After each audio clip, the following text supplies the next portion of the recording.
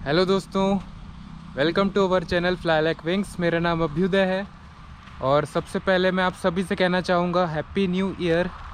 नए साल की आप सभी को बहुत बहुत शुभकामनाएं। तो इस वीडियो की शुरुआत करने से पहले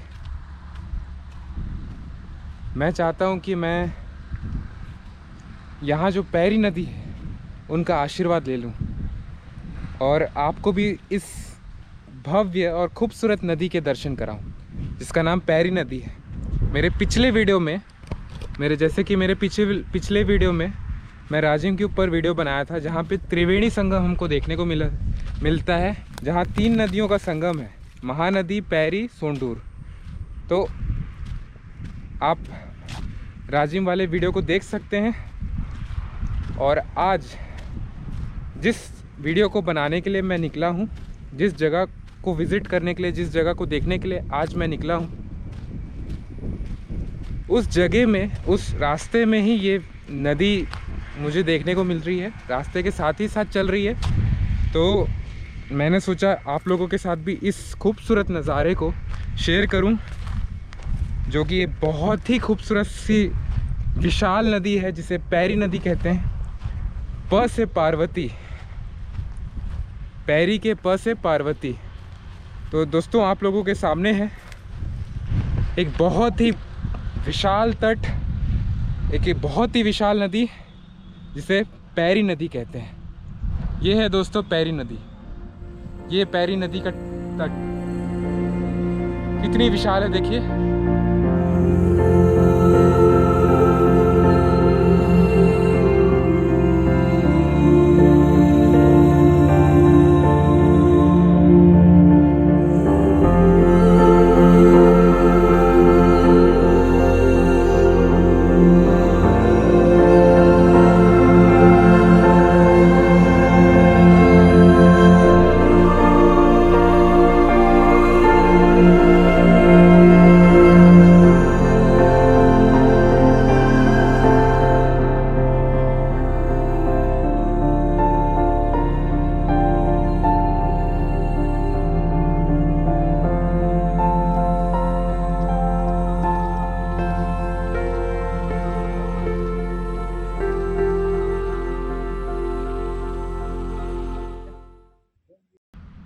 देखिए, दोनों तरफ ये पैरी नदी है और ये आगे 45 किलोमीटर की दूरी पर, यहाँ आगे इस तरफ 45 किलोमीटर की दूरी पर राजिम है, जहाँ पे त्रिवेणी संगम हमें देखने को मिलता है, जो कि आप मेरे राजिम वाले वीडियो पे देख सकते हैं। ये पैरी नदी है। पैरी के प से पार्वती कहा जाता है, पार्वती से पैरी। और ये नदी आगे जाके सोंडूर और महानदी से मिलती है। महानदी महादेव जी को समर्पित और सोंडूर गणेश जी को। ये है दोस्तों पैरी नदी। कितना विशाल तट है, देखिए। और आप इस नदी की चौड़ाई देखिए। महानदी जितनी बड़ी है, जितनी बड़ी महानदी है, उतनी ही बड़ी पैरी नदी भी देखने को मिलती है। कितनी विशाल है। और इन तीनों नदी का, महानदी, पैरी और सोंडूर, तीनों नदी का संगम हमें राजिम में देखने को मिलता है, जो आप मेरे राजिम वाले वीडियो में देख सकते हैं। तो इस वीडियो की शुरुआत में मैं चाहता था कि आप लोगों को इस खूबसूरत नज़ारे से मैं इस वीडियो का शुरुआत करना चाहता था। और मैं माता पार्वती पैरी जी के दर्शन करता हूँ। इनको स्पर्श करके इस वीडियो की शुरुआत करते हैं। चलिए, मैंने स्पर्श कर लेता हूँ मैं। और कितनी साफ नदी है, इतना साफ पानी है दोस्तों। जय माँ। तो मैंने स्पर्श कर लिया है पैरी नदी को। और तो दोस्तों, आज हम लोग देखने जा रहे हैं एक बहुत ही प्रसिद्ध दर्शनीय स्थल को, जहां हमें देखने को मिलता है एक बहुत ही विशाल प्राकृतिक शिवलिंग, जिसकी ऊंचाई 19 फीट है और 20 फीट गोलाकार है। यह शिवलिंग विश्व का सबसे विशाल प्राकृतिक शिवलिंग है। और इस शिवलिंग की विशेषता यह है कि इस शिवलिंग का आकार आज भी बढ़ता जा रहा है।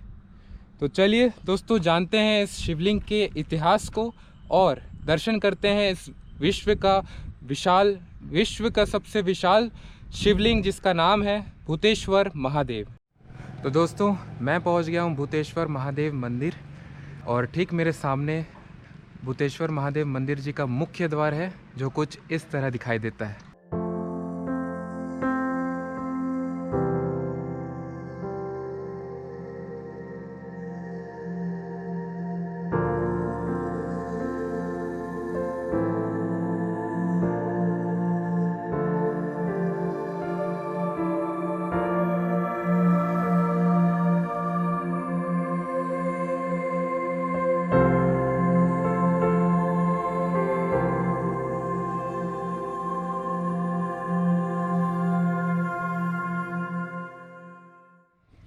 तो दोस्तों हम लोग भूतेश्वर नाथ महादेव जी के मंदिर के मुख्य द्वार से अंदर आ चुके हैं और अब हम लोग अंदर उस विशाल शिवलिंग को देखते हैं। चलिए उस विशाल शिवलिंग के दर्शन करते हैं।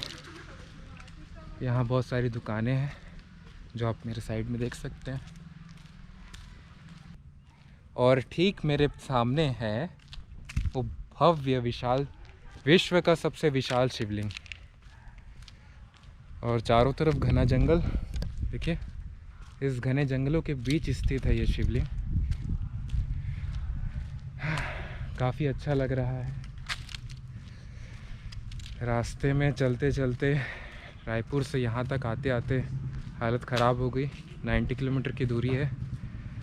ठंड से बुरा हाल है। अब थोड़ा अच्छा लग रहा है, गर्मी लग रही है तो। और भैया अपनी दुकान में नारियल सजाते हुए है। भैया दुकान शुरू हो रही है।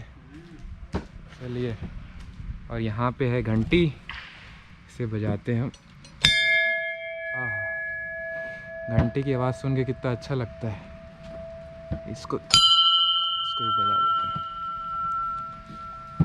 कितना विशाल शिवलिंग है। वाह कितना विशाल है।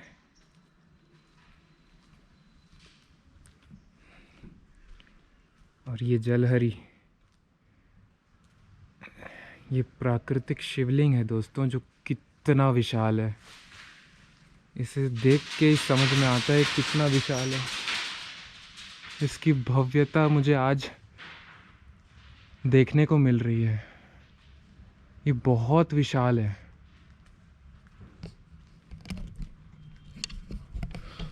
सच में बहुत विशाल है। और यहाँ चारों तरफ मंदिर बनाए गए हैं और बहुत सारे बंदर यहाँ पे खेल कूद रहे हैं। शायद इन बंदरों का घर बन गया है यहाँ चारों तरफ। तो ये है दोस्तों ये शिवलिंग, ये विशाल शिवलिंग जिसे विश्व का सबसे विशाल प्राकृतिक शिवलिंग कहा जाता है। कितना विशाल है देखिए। और यहाँ चारों तरफ बंदर है, कहीं मेरा कैमरा चुरा के ना ले जाए। यहाँ पे एक भैया हैं जो मुझे मिल गए हैं, दोस्ती बन गए हैं और इनके साथ ही मैं घूम रहा हूँ। आओगे भैया मेरे साथ? एक परिक्रमा कर लेते हैं इस शिवलिंग की। यहाँ पे सब लोगों ने नारियल चढ़ाया है। यहाँ बहुत सारे छोटे छोटे शिवलिंग है और बहुत सारे त्रिशूल चढ़ाए गए हैं। ये सब चढ़ाए गए हैं। तो अभी मैं अपने दोस्त लोग को, अपने व्यूअर्स को इस शिवलिंग के जस्ट पीछे जो भव्य मूर्तियाँ बनाई गई है उसे दिखाने जा रहा हूँ। ये मूर्ति पत्थर को तराश के बनाई गई है दोस्तों। ये मूर्तियाँ जिनमें आपको देखने को मिलेगा भगवान शिव जी, माता पार्वती और भगवान गणेश जी, भगवान कार्तिक जी और नंदी जी भी है ना, नंदी जी के साथ विराजमान है। ये है दोस्तों ये भव्य प्रतिमाएं जिनमें पूरे शंकर जी का परिवार यहाँ पे मौजूद है, जो आप देख सकते हैं। पूरे पत्थरों को तराश के बनाई गई है ये प्रतिमा। आपने गौर किया भैया?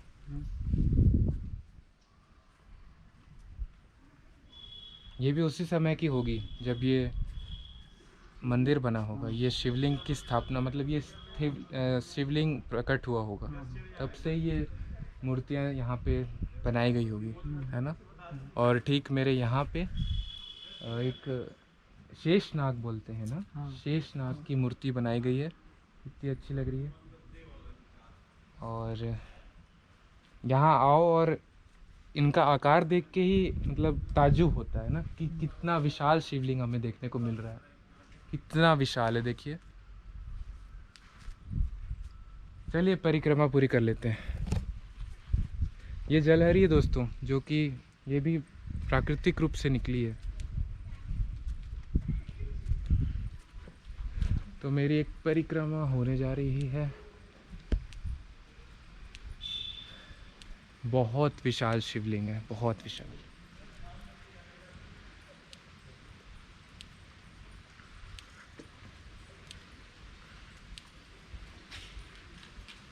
यहाँ पे बहुत सारे बंदर हैं जो कि बिल्कुल भी हमसे डरते नहीं हैं और ना ही परेशान होते हैं। आपने गौर किया भैया? हम लोग को बिल्कुल परेशान नहीं करते हैं। देखिए यहाँ पे जलहरी लिखा है, जलहरी के ऊपर 2 बंदर प्यारे प्यारे। और यहाँ के बंदर बहुत समझदार हैं, हमको कुछ भी नहीं करते। तो ये हमारी परिक्रमा पूरी हो गई है और यहाँ पे भी हवन करने के लिए कुछ बनाया गया है। और तो कुछ ऐसा दिखाई देता है दोस्तों, ये विशाल शिवलिंग, जिसे विश्व का सबसे विशाल प्राकृतिक शिवलिंग कहा गया है और है भी। तो कुछ ऐसा दिखता है दोस्तों भूतेश्वर नाथ महादेव मंदिर, ये भव्य शिवलिंग बहुत विशाल है ना। इस शिवलिंग को भकूरा महादेव के नाम से भी जाना जाता है। हुंकारने की आवाज़ को छत्तीसगढ़ी भाषा में भकूरा कहा जाता है, इसलिए इसे इस शिवलिंग का नाम भकूरा महादेव भी रखा गया है। दोस्तों यहाँ पे एक गुफा है जिसके अंदर मैं जाके दिखाता हूँ कि अंदर क्या देखने को मिलता है। काफ़ी छोटे रास्ते से अंदर आना पड़ता है।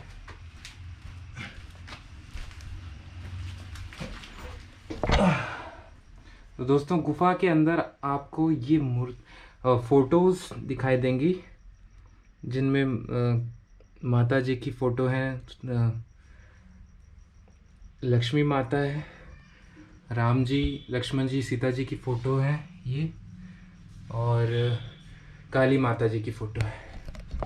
और दोस्तों इस गुफा में एक साधु जी यहाँ पे तपस्या करते थे, इसी गुफा में, ये कहा जाता है। तो ये है वो गुफा और ये वो शिवलिंग जिसे मैं अभी छू रहा हूँ, स्पर्श कर रहा हूँ, और बहुत ही भव्य और विशाल शिवलिंग है। धन्य हो गया मैं इस शिवलिंग की विशालता को देख के। तो दोस्तों हम लोग वापस ही जा रहे थे, लेकिन हमें एक और प्राकृतिक चीज़ देखने को मिल रही है, जो कि मेरे सामने, मैं जैसे आया था वैसे ही मेरे को देखने को मिली थी, लेकिन मुझे नहीं पता था कि ये क्यों है यहाँ पे। और यहाँ पे बहुत सारे दोस्त मिल गए मेरे को। इनका भी सौभाग्य है कि इन्हें भी ये देखने को मिल रहा है, नहीं तो हम सभी जा रहे थे एक साथ घर वापस। हाँ, और इसे यहाँ के लोग बता रहे हैं कि ये नंदी जी हैं। जैसे ठीक मेरे पीछे शिवलिंग है, उस जैसे शिवलिंग के सामने नंदी जी की प्रतिमा स्थापित की जाती है, उसी तरह वो शिवलिंग है और ठीक मेरे उस शिवलिंग के सामने नंदी जी विराजमान है। देखिए, और ये भी प्राकृतिक। तो ये है दोस्तों एक प्राकृतिक नंदी जी, जो कि ठीक शिवलिंग के सामने ही विराजमान है। जिस तरह हम हर शिव मंदिर में जाके देखते हैं शिवलिंग के सामने नंदी जी विराजमान होते हैं, उसी तरह यहाँ प्राकृतिक रूप में हमें शिवलिंग और शिव जी के वाहक नंदी जी प्राकृतिक रूप में विराजमान है और हमें देखने को मिलते हैं। ये तो बहुत सौभाग्य की बात है जो मुझे ये नेचुरल तरीके से प्राकृतिक रूप से देखने को मिल रही है ये सब चीज़ें, और मुझे बहुत अच्छा लग रहा है ये सब चीज़ को देख के। जो भी चीज़ें प्राकृतिक रूप से जुड़ी होती है ना, मुझे सच में बहुत अच्छी लगती है। मुझे आर्टिफिशियल पसंद नहीं है। जिस तरह ये नंदी जी विराजमान है यहाँ पे, हूबहू नंदी जी का ही रूप है। आप अगर गौर से देखेंगे, एक बैल जैसा ही आकार है इस चट्टान का। और ठीक आप इनके सामने देख सकते हैं शिवलिंग है। आप वहाँ देख सकते हैं शिवलिंग, ये नंदी जी और वो शिवलिंग। और ये यहाँ पे एक त्रिशूल है। यहाँ बहुत सारे त्रिशूल हैं जो कि शिव जी की शक्ति का प्रतीक होते हैं। शिव जी का अस्त्र है ये। और ये नंदी जी की प्रतिमा जो कि चट्टान में प्राकृतिक रूप से यहाँ पे विराजमान है। बहुत अच्छा लगा दोस्तों यहाँ पे आके। मुझे प्राकृतिक रूप से इन सारी चीज़ों के दर्शन हुए, साक्षात शिवलिंग के, इतने विशाल शिवलिंग के दर्शन, और उसी तरह जो नंदी जी हैं उनके भी दर्शन, वो भी प्राकृतिक रूप से। मतलब प्रकृति ही ये रचना करके रखी है जिसे आज हम लोग आर्टिफिशियली देखते हैं। बहुत अच्छा लगा मुझे यहाँ के दोस्तों, बहुत अच्छा लगा। मेरे वीडियो में आ रहे हैं आप लोग को, कोई प्रॉब्लम तो नहीं है? नहीं। अपना अपना नाम बता दो जी। मेरा नाम फलेश्वरी है। अच्छा, मेरा इतना दूर का नहीं पकड़ेगा, बताइए। मेरा नाम फलेश्वरी है और मैं नीराबेड़ा से हूँ। ओके, नीराबेड़ा से है। और मेरा नाम चंपा नेताम है, मैं भैंसामुड़ा से हूँ। ओके, ये भैया से तो हम बहुत। मेरा नाम अरुण कुमार है, मैं आमदी से हूँ। अरे वाह। और आप लोगों को शिवलिंग देख के कैसा लगा? इस भव्य शिवलिंग को देख के कैसा लगा? बहुत अच्छा लगा। तो हम शिव जी को प्रसन्न करने के लिए क्या बोलते हैं जब रैली में चलते हैं? तो हर हर महादेव। अरे जोर से बोलो, हर हर महादेव। चलो, थैंक यू। तो दोस्तों कुछ ऐसा दिखाई देता है बुतेश्वर नाथ महादेव जी का शिवलिंग। और यह बहुत ही विशाल शिवलिंग है। इस शिवलिंग की ऊंचाई 19 फीट है और 21 फीट गोलाकार है। तो यहाँ पे दोस्तों हमने इस शिवलिंग को देखा। इस शिवलिंग के पास, शिवलिंग में अगर आप ध्यान से गौर करेंगे तो एक दरार है, हल्की सी दरार है, जिस वजह से शिवलिंग को अर्धनारीश्वर के नाम से भी पूजा जाता है। और शिवलिंग के चारों तरफ आपको बहुत सारी मंदिर दिखाई देंगे जो कि बहुत ही खूबसूरत दिखते हैं। चारों तरफ आपको बहुत सारे मंदिर देखने को मिलते हैं, जिनमें एक गुरु जी हैं, जय जय गुरुदेव लिखा है, और मारुति नंदन जी, हनुमान जी का मंदिर है, श्री राम जानकी जी का मंदिर है, और इस तरफ लक्ष्मी माता और गणेश जी का मंदिर है। और वहाँ पे हवन करने के लिए भी स्टेज बनाया गया है। इसे भकूरा महादेव क्यों कहा जाता है, इसके पीछे एक बहुत बड़ा इतिहास है, छोटा सा इतिहास है जो मैं आपको बताना चाहता हूँ। वो इतिहास ये है कि यहाँ के जो पूर्वज थे उन्होंने बताया कि यहाँ के पूर्वजों का कहना है कि यहाँ बहुत साल पहले बहुत ही घना जंगल हुआ करता था। इस घने जंगल के बीचों बीच एक छोटा सा टीला था, जहाँ से यहाँ के स्थानीय लोगों को बैल के हुंकारने की आवाज़ें आती थी। तो लोगों ने वहाँ इस टीले के पास आकर देखा तो उन्हें ना ही कोई बैल दिखाई दिया और ना ही कोई अन्य जानवर। फिर भी इस छोटे से टीले से बैल की हुंकारने की आवाज़ें आते रही। तब से यहाँ के स्थानीय लोगों की आस्था इस टीले के प्रति बढ़ती गई। और तभी से उन्होंने इस टीले को शिव जी का स्वरूप मानकर इस टीले की पूजा अर्चना करनी शुरू कर दी। और तभी से ये छोटा सा टीला आज विशाल शिवलिंग का रूप ले चुका है, जो आप मेरे पीछे देख सकते हैं। तो यही है दोस्तों श्रद्धा, भक्ति और रिस्पेक्ट जो हम इस नेचर को देते हैं। और एक और चीज़ मैंने यहाँ आकर सीखी है, जानी है, समझी है। धरती में जो भी प्राकृतिक चीज़ें हैं ना, जितनी भी प्राकृतिक चीज़ें धरती में मौजूद है, वे सभी में जान है। जिस तरह इस चट्टान जिसे हम शिवलिंग के रूप में देख रहे हैं, इसका आकार आज भी बढ़ रहा है। देखने में देखा जाए तो ये भी एक चट्टान ही है ना, तो ये चट्टान का आकार भी बढ़ता जा रहा है। तो इससे ये समझ में आता है दोस्तों कि ये चट्टान में भी जान है। धरती की हर प्राकृतिक चीज़ों में जान होती है दोस्तों, तो हमें फ़र्क नहीं करना चाहिए। ये भी एक चट्टान है और बाकी जितनी भी चट्टानें हैं, जितनी भी पेड़ पौधे हैं, पक्षी हैं, ये सब कुछ में जान होती है। और ये सभी एक ही होते हैं, हम सभी एक हैं। तो हमें नेचर की रिस्पेक्ट करनी चाहिए दोस्तों। और जिस तरह सम्मान हम